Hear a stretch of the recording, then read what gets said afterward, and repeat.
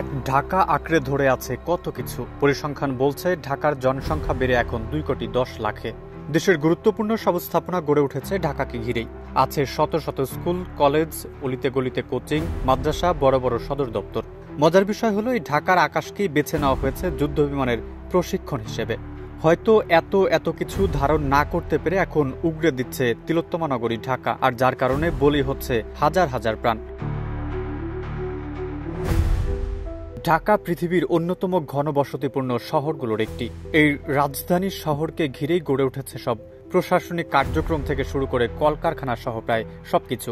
এমনকি এতটা ঘনবসতিপূর্ণ এলাকার উপর দিয়ে চলছে যুদ্ধ বিমানের প্রশিক্ষণ। এ নিয়ে নেটিজেনরা ব্যক্ত করছেন নিজেদের মতামত। অনেকেই প্রশ্ন তুলেছেন, ঢাকার মতো ঘনবসতিপূর্ণ এলাকায় কেন বিমান প্রশিক্ষণ? তাদের সঙ্গে যোগ দিয়েছেন খোদ নৌ উপদেষ্টাও।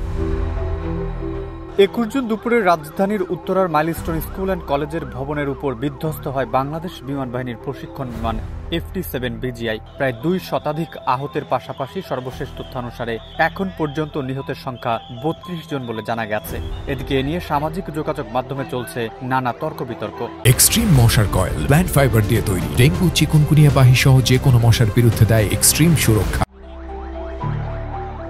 অনেকেই প্রশ্ন তুলেছেন, 2 কোটির অধিক মানুষের শহর, এত সব গুরুত্বপূর্ণ স্থাপনা, এত স্কুল, এত উঁচু বিল্ডিং থাকা সত্ত্বেও এখানেই কেন প্রশিক্ষণ হচ্ছে? এমনকি খোদ নৌ উপদেষ্টা বিষয়ে ভাবার কথা বলেছেন।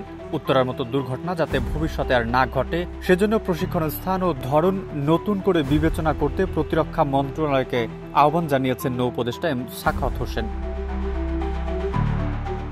মঙ্গলবার সকালে বার্ন ইনস্টিটিউট পরিদর্শন শেষে সাংবাদিকদের সাথে কথা বলেন তিনি বলেন, ভবিষ্যতে এই ধরনের দুর্ঘটনা যাতে না ঘটে সেজন্য সকল সংস্থা, বিশেষ করে প্রতিরক্ষা মন্ত্রণালয়কে বলবো, এ ধরনের ট্রেনিং কিভাবে কোথায় করতে হবে এগুলো মনে হয় একটু নতুন করে দেখা প্রয়োজন।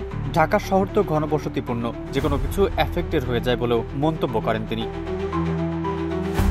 এদিকে এ দুর্ঘটনা নিয়ে কোনো বিশেষজ্ঞ বলছেন, এরকম জনবহুল এলাকায় তো বিমানবন্দরই থাকার কথা না, তাতে দুর্ঘটনার পাশাপাশি আরও অনেক ঝুঁকিও তৈরি হয়। তবে এ বিষয়ে বিমান বাহিনীর একজন সাবেক ঊর্ধ্বতন কর্মকর্তা জানিয়েছেন, বিমান বাহিনীর প্রাথমিক ও এর পরের ধাপের প্রশিক্ষণ হয় ঢাকার বাইরে। ঢাকায় কোনো কর্মকর্তা বদলি হয়ে এলে তাকে ঢাকায় থাকা উড়োজাহাজগুলো দিয়ে আবার প্রশিক্ষণ নিতে হয়।